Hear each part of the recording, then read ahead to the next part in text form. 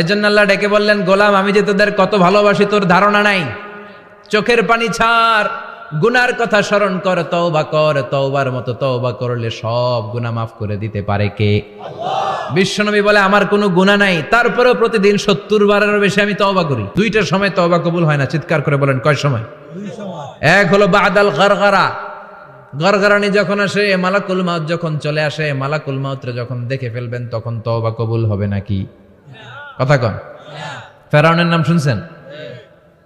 ওরা যখন আল্লাহ লোহিত সাগরে ডুবাইয়া পানি খাওয়াইতে লাগলো, পানি খাইতে খাইতে পেটটা হয়েছে এত বড়, আর পানি খাইতে পারেন। এরপর হাত তুলে কয় আনামিনাল মুসলিমিন, কোরআনের আয়াত, আনামিনাল, হাত তুলে কয় আমি মুসলমান।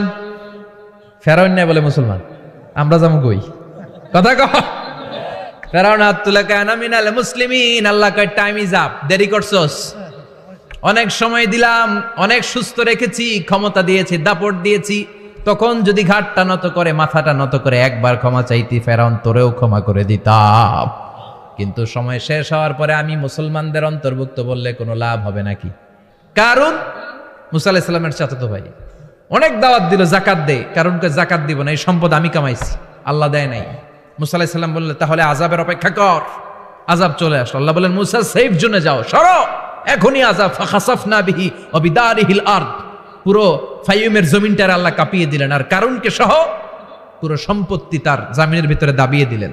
হাঁটু পর্যন্ত কারুন দেবে যায়, ভাবছে উঠে যাবে, কোমর পর্যন্ত দেবে যায়, ভাবছে উঠে যাবে, গলা পর্যন্ত যখন দেবে যায় আর সুযোগ নাই। কয় মুসা আমার সব সম্পত্তি তোরে আর তোর আল্লাহরে দিয়ে দিলাম, আমারে বাঁচা, আমারে সব সম্পত্তি তোর আর তোর আল্লাহর, আমারে খালি বাঁচা, চাচা আপন প্রাণ।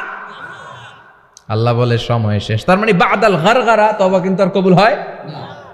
এই হলো একটা। নাম্বার 2, বাদা তুলুই শামস মিন মাগরিবিহা, প্রতিদিন চাঁদোলাতে সূর্য কোন দিক দিয়ে ওঠে?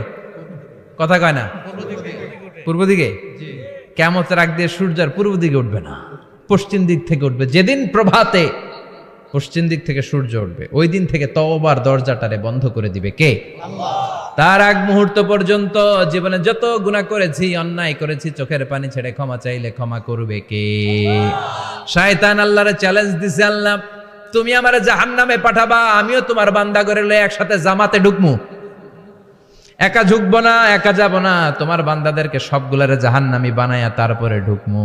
তোমারে চ্যালেঞ্জ দিলাম, একটারও জান্নাতে ঢুকাইতে পারবা? আল্লাহকে তুই আমার চ্যালেঞ্জ দিলি? আমি তো সব রাজার বড় রাজা, মহারাজা, আমারে চ্যালেঞ্জ দেশ, এত সাহস পাইলি কই? তুই আজীবন ওয়াসওয়াসা দিয়ে পাপ কাজ করাবি, একদিন তাফসীর মাহফিলে এসে আমার বান্দা ক্ষমা চাবে, আমি মাফ করে দেবো, তুই কি করবি? আজীবন অন্যায় করবে, আজীবন পাপ করবে, জুলুম করবে, একদিন চোখের পানি ছেড়ে আমার কাছে কান্নার মতো কান্না করলে আমি সব গুনাহ মাফ করে দেব। এজন্য আল্লাহ বললেন ইয়া আইয়ুহাল্লাযীনা আমানু তুবু ইলাল্লাহি তাওবাতান নাসুহা, ভুল করেছো তওবা করো, মাফ করবে কে? সাইয়েদনা আদম আলাইহিস সালাম ভুল করলেন, দুনিয়ায় এসে শত শত বছর কাঁদলেন, কিন্তু ক্ষমা হয় না। আল্লাহরে বললেন আল্লাহ কি করলে ক্ষমা পাবো বলো? ফাতালাক্কা আদামু মির রাব্বিহি কালিমাতিন ফাতাবা আলাইহি, আল্লাহ বললেন ও আদম তোমারে কিছু কালেমা শিখাইয়া দেই, এই কালেমাগুলো দিয়ে আমার কাছে দোয়া করো, ক্ষমা করে দেব।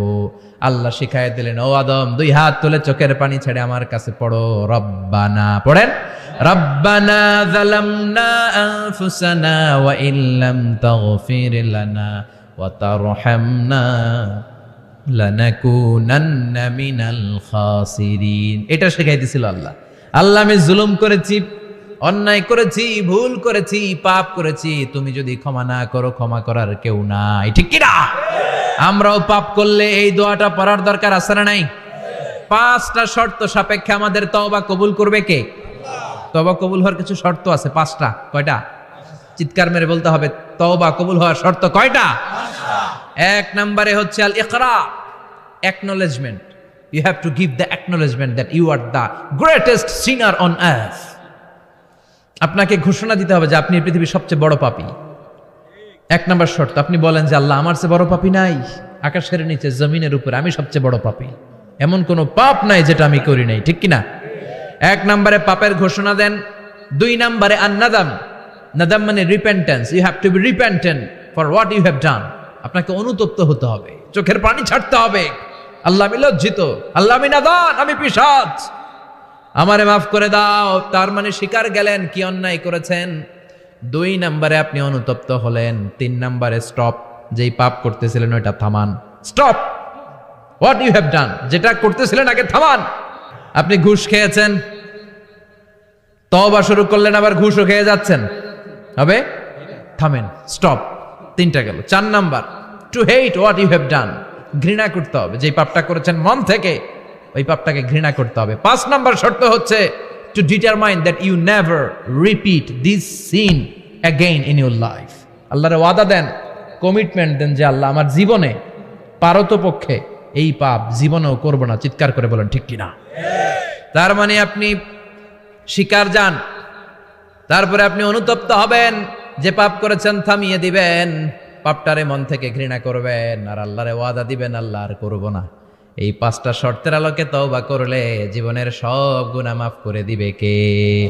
এজন্য আল্লাহ বললেন, ইয়া আইয়ুহাল্লাযীনা আমানু তুবু ইলাল্লাহি তাওবাতান নাসুহা।